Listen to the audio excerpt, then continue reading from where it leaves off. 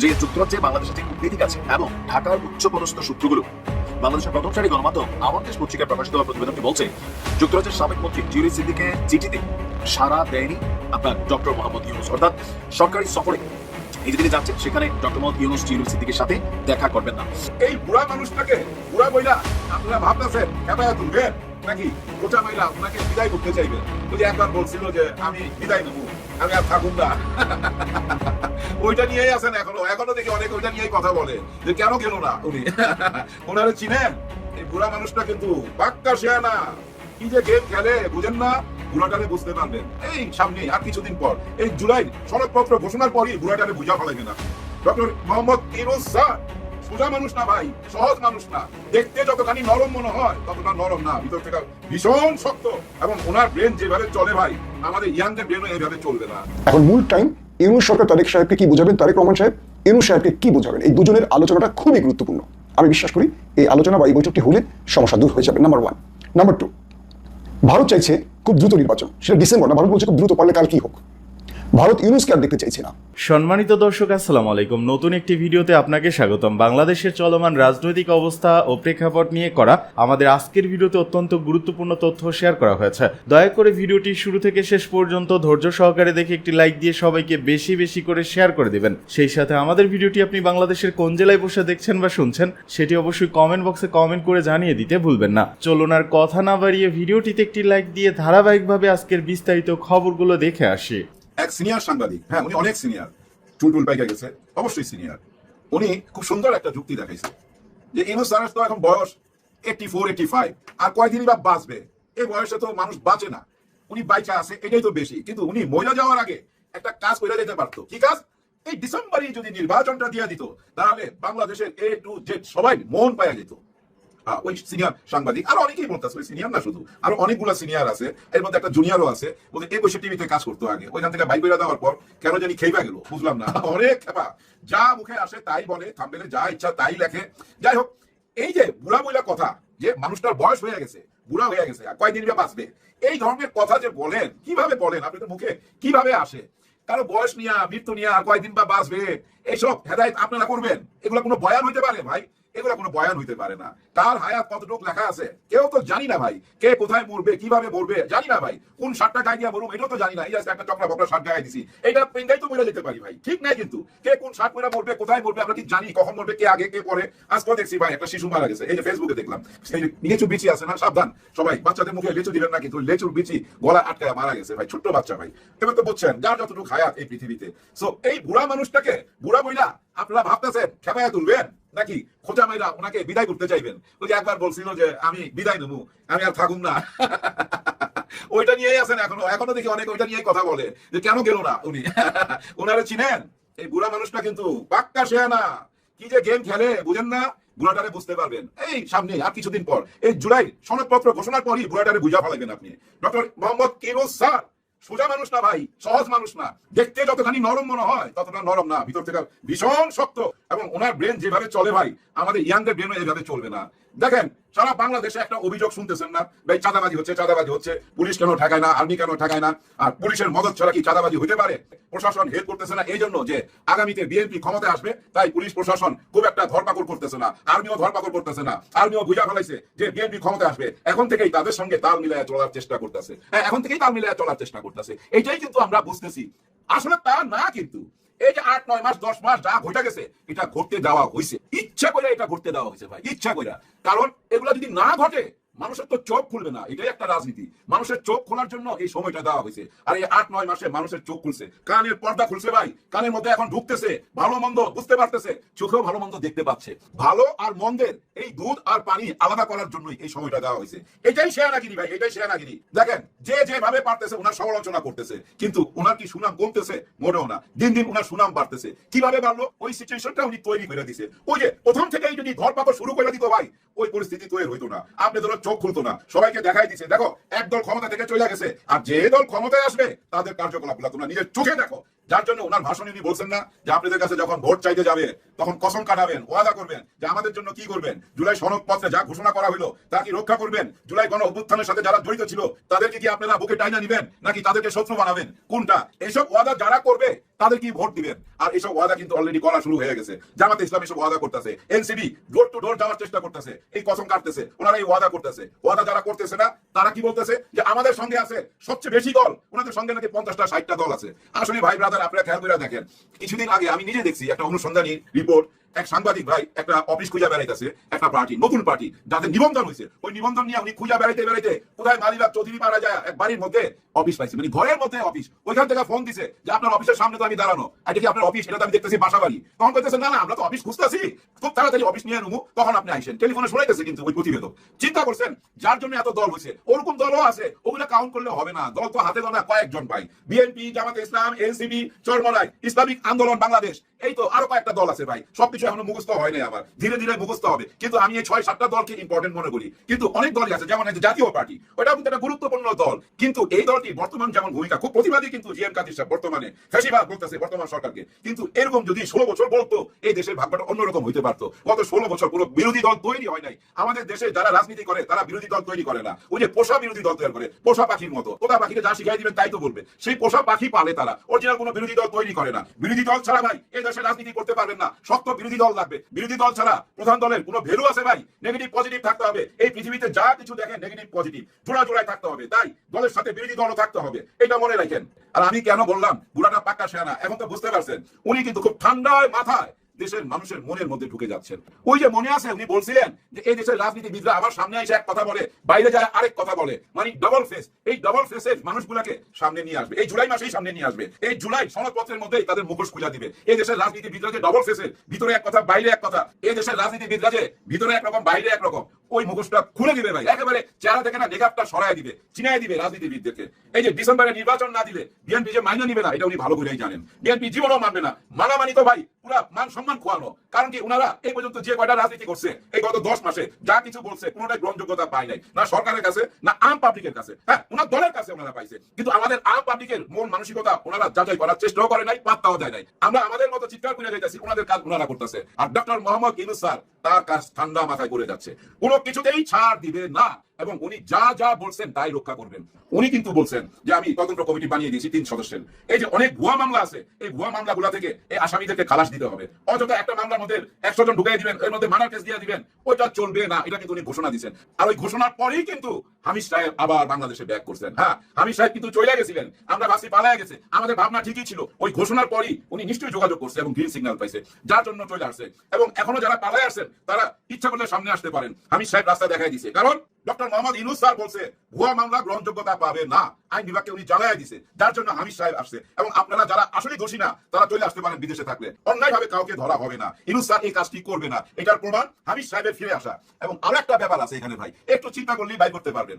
Doctor Mohammad Yunus sir বলছিলেন আওয়ামী লীগ নির্বাচন করতে পারবে কি পারবে না এটা আওয়ামী লীগের সিদ্ধান্ত, এটা আমাদের সিদ্ধান্ত না। কথাটা মনে আছে না? কিন্তু এর মধ্যে আওয়ামী লীগ নিষিদ্ধ হয়ে গেল। নিষিদ্ধ মানে কি? আইনের কাছে শপথ করা হয়েছে। আইন নিষিদ্ধ করবে কি করবে না এটাও কিন্তু জানুয়ারি ফেব্রুয়ারির মধ্যে আপনারা ক্লিয়ার হয়ে যাবেন। আইন যদি বলে হ্যাঁ অপরাধীদের বিচার হবে, আওয়ামী লীগ নিষিদ্ধ হবে না। আর এটা হওয়ার সম্ভাবনা সবচেয়ে বেশি 99% আমি গ্যারান্টি দিতে পারি, এটাই হবে। আওয়ামী লীগকে নির্বাচন করতে দিতে হবে এবং আওয়ামী লীগ নির্বাচন করবে। ডক্টর মোহাম্মদ ইউনূস স্যার ওই গেমটাই খেলবে, আওয়ামী লীগকে নির্বাচন করতে দিবে। কারণ একটা কাউন্টার তারা করায় দিবে, যারা গুড আওয়ামী লীগ, তারা কোনো অন্যায় করে নাই, তাদের নিয়েই নির্বাচন হবে। আওয়ামী লীগকে যদি নির্বাচন করতে না দেওয়া হয়, এত বড় পুরোনো ঐতিহ্যবাহী দল সারা বিশ্বের মধ্যে বুঝছেন এই নির্বাচন গ্রহণযোগ্যতা পাবে না।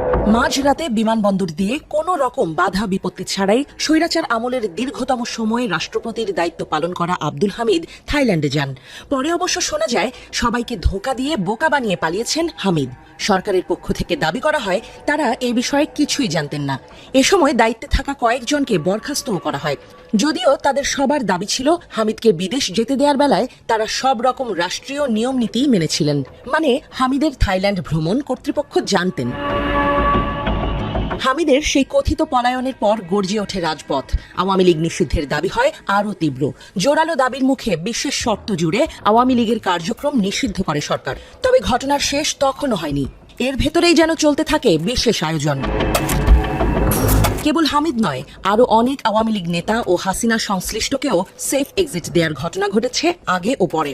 কোনো এক দৈব শক্তি বলে স্বৈরাচারের দোসররা ভিআইপি টার্মিনাল ব্যবহার করে বিদেশ যেতে পারছেন অনায়াসেই। তারা দেশ ছাড়ার আগ পর্যন্ত সে কথা কেউ টেরই পাচ্ছেন না।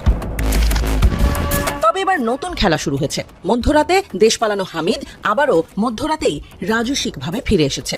অসুস্থ হামিদ নানা যুক্তিতে মানবিক দৃষ্টি হয়তো পেতেই পারেন, তবে যে হামিদ স্বৈরাচারের বড় তোষণকারী ও সুবিধাভোগী, যিনি রাষ্ট্রপতির মতো গুরুত্বপূর্ণ পদে বসে গোপাল ভাঁড়ের মতো মেধাহীন ভাড়ামো করেছেন, তিনি ছাড় পাবেন কোন যুক্তিতে, সে প্রশ্নও তুলেছেন অনেকে।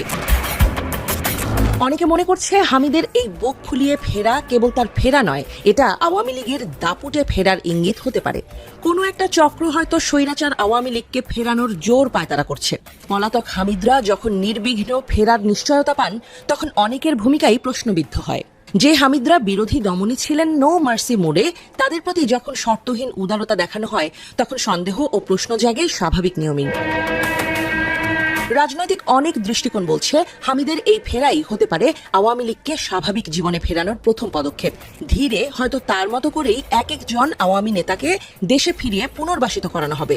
হয়তো কথিত ভালো ইমেজের আওয়ামী লীগ নেতাদের রাখা হবে সামনের সারিতে। এছাড়া সাম্প্রতিক সময়ে ওবায়দুল কাদের সহ আরও আওয়ামী লীগ নেতাদের হঠাৎ করে সরব হয়ে ওঠা, নির্বাচন নিয়ে কথা বলা, ক্ষমা চাওয়ার ইঙ্গিত দেয়া, সব মিলিয়ে নির্বাচন কেন্দ্র করে আওয়ামী লীগকে পুনর্বাসিত করার এক গোপন ষড়যন্ত্রের ইঙ্গিত দিচ্ছে বলেই মনে করা হচ্ছে। আর এই কাজগুলো পরিকল্পিতভাবে কোনো একটি সংঘবদ্ধ গোষ্ঠী করছে বলে ধারণা অনেকের। টিউলিপ সিদ্দিকী শেখ রেহানার কন্যা এবং যুক্তরাজ্যের একজন আইন প্রণেতা, তিনি প্রফেসর ইউনূসের সাথে সাক্ষাতের দাবি করেছেন, অর্থাৎ সাক্ষাতের অনুরোধ করেছেন। অন্যদিকে তারেক রহমানের সাথে প্রফেসর ইউনূসের সাক্ষাৎ হওয়ার সমূহ সম্ভাবনা রয়েছে। এই দুটো তথ্য দিয়ে আমি শুরু করলেও মূল তথ্য এখানে নয়। প্রফেসর ইউনূস তার বক্তব্যে এপ্রিলের প্রথম ভাগে নির্বাচনের ঘোষণা দিয়েছে, আর বিএনপি বলেছে এদেশের জনগণের আশা হতাশায় রূপ নিয়েছে। তারা ডিসেম্বরের মধ্যেই নির্বাচন চাইছে। আবার এনসিপি, জামাত, এবি পার্টি সহ অনেকগুলো দল এপ্রিলে নির্বাচনকে স্বাগত জানিয়েছে। প্রশ্ন উঠতে পারে, বিএনপি কি একা, অথবা বিএনপির দাবির সঙ্গে অন্তর্বর্তীকালীন সরকার বা আদার্স দলগুলোর এই বৈপরীত্য কেন? বিএনপি কি সঠিক পথ ধরে আছে, নাকি বিএনপির দাবিগুলো জনগণের দাবি না?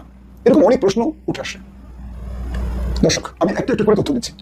সাম্প্রতিক সময়ে বিভিন্ন পক্ষ থেকে যে তথ্যগুলো আসছে যে বাংলাদেশ এক ভয়াবহ অন্ধকারের দিকে ছুটছে। আগামী দিন বাংলাদেশ আরো বড় টেনশনের সময় আসছে। আমাদের শত্রু দেশগুলোর ইন্টেলিজেন্স, কিছু রাজনৈতিক দল বাংলাদেশকে নিয়ে এক অন্ধকার খেলায় নামছে। ভারতের পছন্দ বাংলাদেশের উপর চাপিয়ে দেওয়ার চেষ্টা করছে। ভারত তার অন্যতম তাবেদার শেখ হাসিনাকে হারালেও নতুন করে তাবেদার খুঁজতে চেষ্টা করছে। এবং সবচেয়ে ভয়াবহ ব্যাপার হলো, বাংলাদেশের অনেক রাজনৈতিক দল তারা আমাদের শত্রুদের ফাঁদে, মানে পাতা ফাঁদে পা দিয়েছে। প্রিয় দর্শক, প্রফেসর ইউনূস বলেছিলেন ডিসেম্বর থেকে জুলাইয়ের মধ্যে নির্বাচন হবে। অবশেষে তার বক্তব্যে তিনি যে রোড ম্যাপ দিলেন সেটি এপ্রিল, কিন্তু বিএনপি এটি মানতে নারাজ। এখন প্রশ্ন হলো, বিএনপি যদি এটি মানতে নারাজ থাকে, সবচেয়ে বড় দল, জনপ্রিয় দল বিএনপি ছাড়া হবে? এখন প্রশ্ন হলো, প্রফেসর ইউনূস তিনি যদি সকল দলকে এক পাল্লায় ওজন করেন আর বিএনপিকে এক পাল্লায় ওজন করেন, দেখা যাবে বিএনপির পাল্লাটা বেশি ভারী, কারণ সবচেয়ে বড় দল, সবচেয়ে জনপ্রিয় দল। তো সেই দলটা চাইছে ডিসেম্বরে নির্বাচন, ইউনূস সাহেব চাইছেন এপ্রিলে, বা আদার্স পার্টিগুলো ইউনূস সাহেবের এপ্রিলকে স্বাগত জানিয়েছে। কেউ কেউ বলেছে রোজার আগে করে ফেলতে। তাহলে কোনটা আসলে সম্ভব? ভেতরে যে তথ্য পাচ্ছি, বিএনপি জুন জুলাই পর থেকে আন্দোলনের দিকে ক্রমান্বয়ে আগাতে চেষ্টা করবে। আবার বিএনপিকে দিয়ে কিছু সংস্থা ইউনূস বিরোধী আন্দোলনে যেতে পারে বা যেতে চাইতে পারে, এমন তথ্য পাচ্ছে। জানি না শেষ পর্যন্ত কোনটা হবে। তবে প্রফেসর ইউনূসের সাথে লন্ডনে তারেক রহমানের বৈঠকটি শেষ পর্যন্ত হয়ে গেলে, যেটি শুনছি যে লন্ডনের কয়েকটি সূত্র বলছে বৈঠকটি হবে, যদি এটি হয়ে যায় হয়তোবা অনেক দূরত্ব কমে যাবে, অথবা তারেক রহমান এবং প্রফেসর ইউনূস দুজনে যখন একসাথে কথা বলবেন, আমার বিশ্বাস অনেক দূরত্ব, অনেক সংশয়, অনেক টেনশন, অনেক আতঙ্ক কেটে যাবে, অনেক সমস্যা দূর হবে। কারণ এতদিন বিএনপির কিছু নেতা শুনেছেন, তারেক রহমানকে বলেছেন, এখন তারেক রহমান নিজে শুনবেন, নিজে সিদ্ধান্ত নেবেন। এখন মূল টাইম ইউনূস সরকার তারেক সাহেবকে কি বোঝাবেন, তারেক রহমান সাহেব ইউনূস সাহেবকে কি বোঝাবেন, এই দুজনের আলোচনাটা খুবই গুরুত্বপূর্ণ। আমি বিশ্বাস করি এই আলোচনা বা এই বৈঠকটি হলে সমস্যা দূর হয়ে যাবে। নাম্বার 1। নাম্বার 2, ভারত চাইছে খুব দ্রুত নির্বাচন, সেটা ডিসেম্বর না, ভারত বলছে খুব দ্রুত, পারলে কাল কি হোক। ভারত ইউনূসকে আর দেখতে চাইছে না। প্রশ্ন হলো, ভারত যা চাইবে আমাদের দেশে তা হওয়াটা কি সমীচীন হবে? এটা আমাদের, যারা আমরা বিগত 15-16 বছরে ভারতের এই কি বলবো, বাংলাদেশের উপর যে একটা আগ্রাসন বা একটা দলকে অন্যায়ভাবে ক্ষমতায় বসিয়ে রেখে শোষণ করার যে চিন্তাটা বা সিস্টেমটা, এটা আমাদের যাদের পছন্দ না, আমরা এটা চাইবো না। কিন্তু প্রশ্ন হলো, বাংলাদেশের সাম্প্রতিক সময় ইউনূস সাহেবকে নিয়ে যেসব বক্তব্য বিভিন্ন পক্ষ থেকে বা দল থেকে আসছে, এতে করে একটা বিষয় স্পষ্ট হয়ে গেছে, ইউনূস ভার্সেস কিছু রাজনৈতিক দল। যিনি অন্তর্বর্তীকালীন সরকার, যিনি সকল দলের সাপোর্ট নিয়ে আসছেন, তিনি শত্রু কেন? এর পেছনে অনেকগুলো কারণ আছে। প্রফেসর ইউনূসকে অনেকেই দেখলাম যে ঈদের নামাজ পড়া শেষে স্যার দালালদের কথা শুনবেন না, 5 বছর দালালদের কথা শুনবেন না। আমি জানি না কারা এই কথাগুলো বলেছেন, এই দেশে গণতন্ত্রের জন্য লড়াই করা সবচেয়ে বড় দলটির নাম বিএনপি। এই দেশে সবচেয়ে আওয়ামী ফ্যাসিজমের বিরুদ্ধে লড়াই করা বা নির্যাতন ভোগ করা দলটির নাম বিএনপি। এটা ভুলে গেলে চলবে না। এই 5 তারিখের পর বিএনপির ভেতরে অনেক হাইব্রিড ঢুকে পড়েছে, অনেক আওয়ামী লীগ ঢুকে পড়েছে, অনেক লুভি লোক যারা আন্দোলন সংগ্রামে বা ত্যাগে উত্তীর্ণ হননি, কিন্তু 5 তারিখের পর গায়ের জোরে শক্তির জোরে তারা চাঁদাবাজি টেন্ডারবাজি করছে। কিন্তু বিএনপির অধিকাংশ লোক তারা এই রাষ্ট্রের একটা ভালো অবস্থা দেখার অপেক্ষায় আছে। তারেক রহমান সাহেব তার সর্বোচ্চ চেষ্টা করে যাচ্ছেন, কিন্তু যে বললাম একটা বড় দলের ভুলগুলো বেশি চোখে পড়বে। একটা ছোট্ট পরিসংখ্যানে বলি, বাংলাদেশে আওয়ামী লীগ এবং বিএনপির জনপ্রিয়তার লেভেলের কাছে খুব কাছাকাছি বাদ দেন। যদি বিএনপির জনপ্রিয়তা আমি 20% বলি, আওয়ামী লীগের জনপ্রিয়তা 20% বলি, জামাতের অবস্থান কোথায় দাঁড়াবে আপনি কমেন্ট করে জানান। জামাতকে আপনি কোন লেভেলে ধরবেন? তো বিএনপির মতো একটা বিশাল দল, সেই দলের মধ্যে সকলকে ম্যানেজ করা, 15 বছর যে দলটা চরম দুর্ভোগ পোহাইছে বা যে দলটার উপর নির্যাতন হয়েছে, অজস্র মামলা নির্যাতন, এই দলটার মধ্যে কিন্তু শৃঙ্খলা আনা খুব কঠিন হবে। তবে সবচেয়ে বিএনপির খারাপ যে জিনিসটা আমার চোখে পড়ছে সেটা হলো তারা আওয়ামী লীগের সাথে লিয়াজ করছে বিভিন্ন জায়গায়, সব জায়গায় না। এবং তারা আন্দোলন সংগ্রামে যাদেরকে বন্ধু হিসেবে পাশে পেয়েছে তারা এখন একে অপরের শত্রু হয়ে গেছে। এটা আসলে ভালো লাগছে না। আর সবচেয়ে ভয়ঙ্কর যে খবরটি আমি বলতে পারছি না সেটি হলো বিদেশি প্রেসক্রিপশন। যদি সেটা বাস্তবায়ন হয়, এদেশে আওয়ামী লীগ আবার বৈধ হচ্ছে এবং ইউনূসকে হটাবার জন্য বাংলাদেশের বৃহৎ আন্দোলনের খেলা শুরু হতে পারে। তবে ইউনূস সরকারকে নিয়ে যদি আমি বলি, তার অনেক অনেক অনেক ব্যর্থতা আছে। তিনি যেদিন ক্ষমতায় বসলেন 8 তারিখ, তারপর থেকে অদ্যবধি তার সফলতা খুব বেশি আমাদের চোখে পড়ছে না। হ্যাঁ, গুম হচ্ছে না, খুন হচ্ছে না, ক্রসফায়ার হচ্ছে না, বাজারে দ্রব্যমূল্য নিয়ন্ত্রণের চেষ্টা করছেন, কিন্তু প্রশাসনে বিভিন্ন সেক্টরে যে পরিমাণ দালাল বসে আছে, এখন পর্যন্ত প্রশাসনের রন্ধে রন্ধে আওয়ামী লীগ বসে আছে, তাদের তিনি কোনো ব্যবস্থা নেননি। তিনি যা করবেন প্রতিশ্রুতি দিয়েছেন, অনেক কিছু করেনি, কিন্তু তিনি যে কাজগুলো করছেন, বাংলাদেশকে অর্থনৈতিকভাবে দাঁড় করাবার চেষ্টা করছেন, লোন পরিশোধের চেষ্টা করছেন, ইউনূস সাহেবের কাজগুলো দেখে মনে হচ্ছে যে তিনি একটা রাজনৈতিক দল বা তিনি একটা রাজনৈতিক দল বানাবেন, যে তিনি তার কর্ম দিয়ে সেটাকে প্রমাণ করতে চান যে দেশের জন্য সুশাসন দিতে পারবে ইউনূস সরকার। আবার কেন যেন মনে হয় ইউনূস সরকারের প্রশাসন খুব কৌশলে বিএনপিকে পচাবার চেষ্টা করছে। কিরকম? বিএনপি চাঁদাবাজি করছে, টেন্ডারবাজি করছে, এগুলো প্রচার করা হবে, অথবা বিএনপি যারা এই কাজগুলো করবে তাদেরকে খুব বেশি ধরা হবে না, গ্রেফতার করা হবে না, শাস্তি করা হবে না, যাতে বিএনপি আরো বেশি করে তো করতে করতে বিএনপি জনগণের কাছে ভিলেন হয়ে যাবে, অপ্রিয় হয়ে যাবে। আমার কেন যেন মনে হচ্ছে এই কাজটি করা হচ্ছে। তো এই কাজটি করতে গিয়ে যারা বিএনপির বিগত 15-16 বছর নির্যাতন ভোগ করেছেন, প্রচুর মার খেয়েছেন, স্বজন হারিয়েছেন, তাদের রক্ত বৃথা যাবে, তাদের ত্যাগ বৃথা যাবে, এই প্রশ্নটি উঠে আসে। তো আমার কাছে মনে হচ্ছে ভারতের প্রেসক্রিপশন বাংলাদেশে বাস্তবায়ন হওয়ার পথে। আর সেটি কারা বাস্তবায়ন করবে সেটি আমি বলবো না, আপনারা বুঝে নেন। কিন্তু এই মুহূর্তে যারাই এই বাস্তবায়ন করেন, সেটা জামাত হোক, বিএনপি হোক, এনসিপি হোক, যারাই ভারতের প্রেসক্রিপশন নিয়ে মাঠে নামবে, তাদের আগামীর গন্তব্য হবে আওয়ামী লীগের মতো। লিখে রাখতে পারেন, এই কথাগুলো আমরাও বলেছি বিগত সময়। শেখ হাসিনা গুরুত্ব দেয়নি, আমরা তো তেলাপোকা, ইঁদুর, পিঁপড়া, কিন্তু শেষ পর্যন্ত হয়েছে। আমরা শুরুতে বলেছিলাম যে এনসিপি এই ভুলগুলো করছে, এনসিপির জনপ্রিয়তা কমে যাবে। এনসিপির এখন জনপ্রিয়তা একেবারে নিচে নেমে গেছে। বৈষম্য বিরোধী আন্দোলনে তারা যে আকাশচুম্বী জনপ্রিয়তা পেয়েছিল, আজকে তাদের একজন প্রার্থী ফেয়ার ইলেকশনে জিততে পারবে না। যদি পারে আমি আমার নাম চেঞ্জ করে ফেলবো। যদি তারা যেভাবে এগুচ্ছে, এইভাবে যদি চলে, জামাত যতটাই লম্ফ জম্প করুক, যতটাই ভাবুক তারা অনেক আসনে জিতবে, ফেয়ার ইলেকশনে জামাত খুব বেশি আসন পাবে না। দিন শেষে জিতবে বিএনপি, কিন্তু একটা ভয় আছে। সেই ভয়টা হলো বিএনপি কাদের প্রার্থী করবে, তারা সুশাসনের দিকে হাঁটবে, তারেক রহমান কি পরিবর্তন করতে পারবেন এই বিএনপিকে? এদিকে সাম্প্রতিক রাজনৈতিক প্রেক্ষাপটে ডক্টর ইউনূস তারেক রহমান সাক্ষাৎ টার্নিং পয়েন্ট হতে পারে, মন্তব্য মির্জা ফখরুলের। সাম্প্রতিক রাজনৈতিক প্রেক্ষাপটে লন্ডনে প্রধান উপদেষ্টা ডক্টর মোহাম্মদ ইউনূসের সঙ্গে বিএনপির ভারপ্রাপ্ত চেয়ারম্যান তারেক রহমানের সাক্ষাৎ টার্নিং পয়েন্ট হতে পারে বলে মনে করেন দলটির মহাসচিব মির্জা ফখরুল ইসলাম আলমগীর। মঙ্গলবার সকাল 10:30টার দিকে রাজধানী গুলশানে বিএনপির চেয়ারপারসনের কার্যালয়ে সাংবাদিকদের সঙ্গে আলাপকালে কথা বলেন তিনি। সাক্ষাতের বিষয়ে ফখরুল বলেন, সাম্প্রতিককালে রাজনৈতিক যে প্রেক্ষাপট, যে অবস্থান, সেক্ষেত্রে এটা একটা বড় ইভেন্ট, এটা একটা টার্নিং পয়েন্ট হতে পারে। যদি সবকিছু সঠিকভাবে চলে তাহলে নিঃসন্দেহে এটা টার্নিং পয়েন্ট হতে পারে। তিনি বলেন, প্রধান উপদেষ্টা আমাদের ভারপ্রাপ্ত চেয়ারম্যানকে আমন্ত্রণ জানিয়েছেন, তিনি যে হোটেলে উঠেছেন সেখানে বৈঠক হবে। উল্লেখ্য, লন্ডনের উদ্দেশ্যে ঢাকা ছেড়েছেন প্রধান উপদেষ্টা ডক্টর মোহাম্মদ ইউনূস। সেখানে আগামী শুক্রবার সকালে একটি অভিজাত হোটেলে প্রধান উপদেষ্টার সঙ্গে বিএনপির ভারপ্রাপ্ত চেয়ারম্যান তারেক রহমানের সাক্ষাৎ হওয়ার কথা রয়েছে। সফরকালে বাকিংহাম প্যালেসে ব্রিটেনের রাজা 3য় চার্লসের সঙ্গে দেখা করবেন প্রধান উপদেষ্টা। এ সময় তিনি রাজার হাত থেকে গ্রহণ করবেন কিংস চার্লস হারমোনি অ্যাওয়ার্ড।